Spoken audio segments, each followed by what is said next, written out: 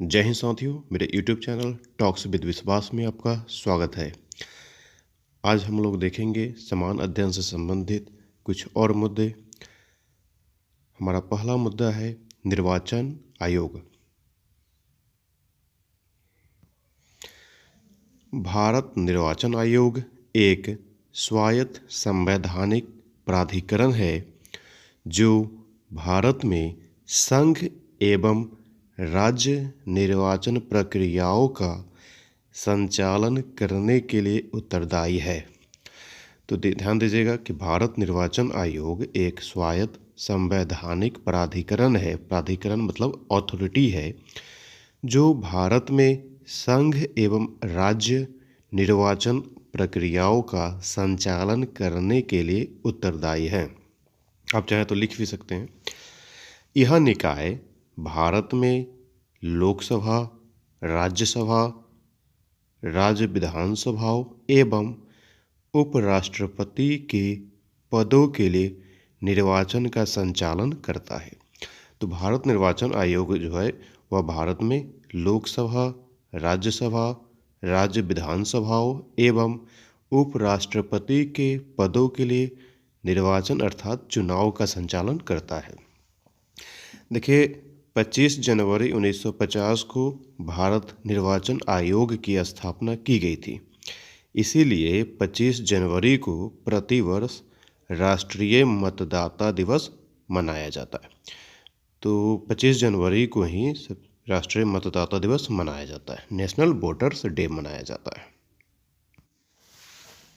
आगे देखेंगे कि प्रारंभ में आयोग में केवल एक मुख्य निर्वाचन आयुक्त होता था। यानी आयोग में पहले जो है आयोग में केवल एक मुख्य निर्वाचन आयुक्त होते थे, लेकिन वर्तमान में यानी अभी जो है इसमें एक मुख्य निर्वाचन आयुक्त और 2 निर्वाचन आयुक्त है, यानी कुल 3 आयुक्त होते हैं। 16 अक्टूबर 1989 को पहली बार 2 अतिरिक्त आयुक्तों की नियुक्ति की गई थी चुनाव आयोग में, परंतु उनका कार्यकाल बहुत कम था जो 1 जनवरी 1990 तक चला, काफ़ी कम दिनों तक चला। उसके बाद जो है 1 अक्टूबर 1993 को 2 अतिरिक्त निर्वाचन आयुक्तों की नियुक्ति फिर से की गई।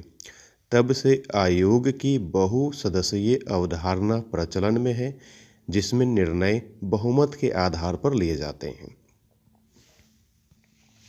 ध्यान देंगे कि मुख्य निर्वाचन आयुक्त एवं निर्वाचन आयुक्तों की नियुक्ति राष्ट्रपति के द्वारा की जाती है और उनका कार्यकाल 6 वर्ष या 65 वर्ष की आयु जो भी पहले हो तक होता है। यानी वे अपने पद पर 6 वर्ष तक बने रह सकते हैं या 65 वर्ष की आयु पूरी होने तक। और जो आयुक्त हैं उनका दर्जा भारत के उच्चतम न्यायालय के न्यायाधीशों के बराबर होता है ना, यानी उच्चतम न्यायालय के न्यायाधीशों का होता है तथा उन्हें उनके समतुल्य ही वेतन और अनुलाभ प्राप्त होता है।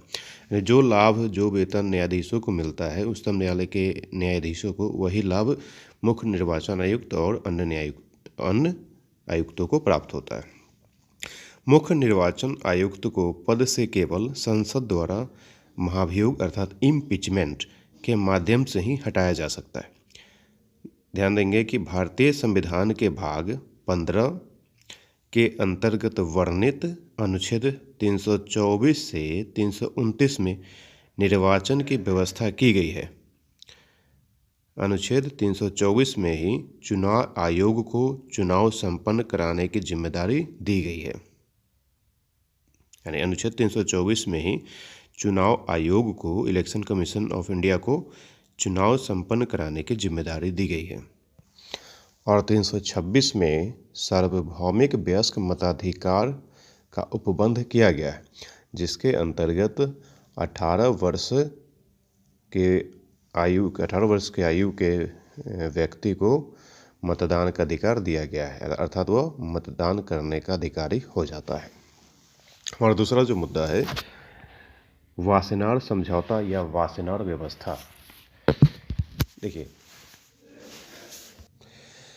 वासेनार अरेंजमेंट या व्यवस्था की स्थापना जुलाई 1996 में औपचारिक रूप से किया गया था। इसका सचिवालय ऑस्ट्रिया की राजधानी वियना में है, जो डेन्यूब नदी के तट पर बसा हुआ है। तो ध्यान रखें कि वासेनार व्यवस्था की स्थापना जुलाई 1996 में औपचारिक रूप से किया गया था और इसका सचिवालय ऑस्ट्रिया की राजधानी वियना में है, जो डेन्यूब नदी के तट पर बसा है। यानी वियना जो है डेन्यूब नदी के तट पर बसा हुआ है। और भारत वासेनार व्यवस्था का 42वां सदस्य दिसंबर 2017 में बना था और इस समझौते का 26वां वार्षिक पूर्ण सत्र वर्ष 2022 में 30 नवंबर और 1 दिसंबर को आयोजित किया गया था, जिसमें आयरलैंड के राजदूत ने भारत के राजदूत जयदीप मजूमदार को अध्यक्षता सौंपी थी। ध्यान दीजिए कि श्री मजूमदार यानी जो श्री जयदीप मजूमदार वियना में संयुक्त राष्ट्र और अंतर्राष्ट्रीय संगठनों में भारत के अस्थायी प्रतिनिधि हैं। तो भारत के अस्थायी प्रतिनिधि संयुक्त राष्ट्र और अंतर्राष्ट्रीय संगठनों में कौन है? वो हैं श्री जयदीप मजूमदार। और भारत 1 जनवरी 2023 से वासेनार समझौते के पूर्ण सत्र का अध्यक्ष बन गया है। यह हम सभी के लिए गौरव की बात है, गर्व की बात है। इस समझौते में कुल 42 देश शामिल हैं। देखिए, वासेनार समझौता निर्यात को नियंत्रित करने वाली एक स्वैच्छिक व्यवस्था है, जिसमें पारंपरिक हथियारों और दोहरे उपयोग वाली वस्तुओं के हस्तांतरण पर नज़र रखी जाती है। यह समझौता बहुपक्षीय निर्यात नियंत्रण व्यवस्था है। ध्यान रखिएगा कि वासेनार समझौता बहुपक्षीय निर्यात नियंत्रण व्यवस्था है, जिसका उद्देश्य पारंपरिक हथियारों और दोहरे उपयोग वाली वस्तुओं तक प्रौद्योगिकियों के हस्तांतरण को अधिक पारदर्शी और उत्तरदायित्वपूर्ण बनाना है। यानी वासेनार व्यवस्था का जो उद्देश्य है वह है पारंपरिक हथियारों और दोहरे उपयोग वाली वस्तुओं तथा प्रौद्योगिकियों के हस्तांतरण को अधिक पारदर्शी और उत्तरदायित्वपूर्ण बनाना है। इसके लिए सदस्य देशों के बीच सूचना के नियमित आदान प्रदान की व्यवस्था की गई है। वासेनार व्यवस्था का लक्ष्य पारंपरिक हथियारों और दोहरे इस्तेमाल वाली वस्तुओं के ऐसे जमावड़े को नियंत्रित करना है जिससे अस्थिरता पैदा होने की आशंका हो। वासेनार समझौते के पूर्ण सत्र में सहमति के आधार पर मुख्य निर्णय लिए जाते हैं। हमारा जो अगला मुद्दा है जो समान अध्ययन के लिए अति उपयोगी है वह है एकीकृत खाद्य सुरक्षा योजना।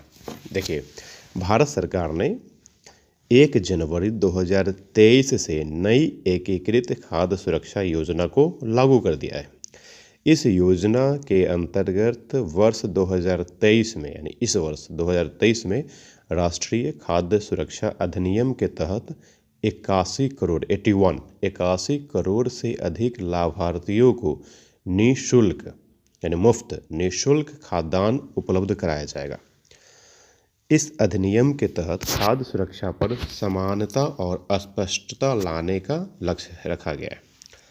देखिए, one nation one ration card लागू करने वाला प्रथम राज्य तमिलनाडु है ना। One nation one ration card लागू करने वाला प्रथम राज्य कौन है? तो वो तमिलनाडु है।